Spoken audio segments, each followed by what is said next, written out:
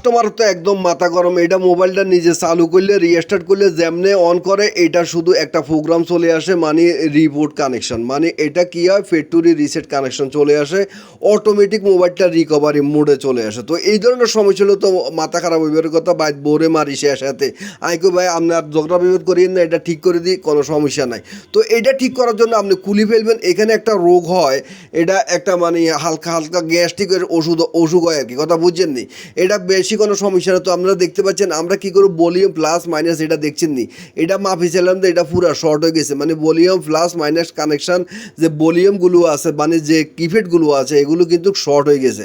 তো আমরা এখানে এখন এটা ভলিউম লাগাবো না, ভলিউম না লাগাই একটু ধোঁয়া দিয়ে মানে এটার সাথে যেন সার্কিটের সাথে কানেকশান না হয় এটা সিস্টেম করে এখন লাগাই দেখবো যে আমাদের মোবাইলটা ঠিক হয় কিনা। তাহলে আমরা পরে ভলিউম কিগুলো লাগাই দিব, মানে ভলিউমের সুইচগুলো লাগাই দিব।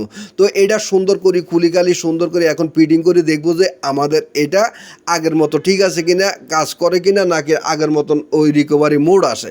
তো দেখতে পাচ্ছেন আমি কিন্তু সুন্দর করে এটাকে ফিটিং করে ফেলছি। আপনাদের যাদের হঠাৎ করে রিকভারি মোড আসে বা হঠাৎ করে অনেক কিছু চলে আসে তারা কিন্তু আগে এটা ট্রাই করবেন যে ভলিউম ঠিক আছে কিনা।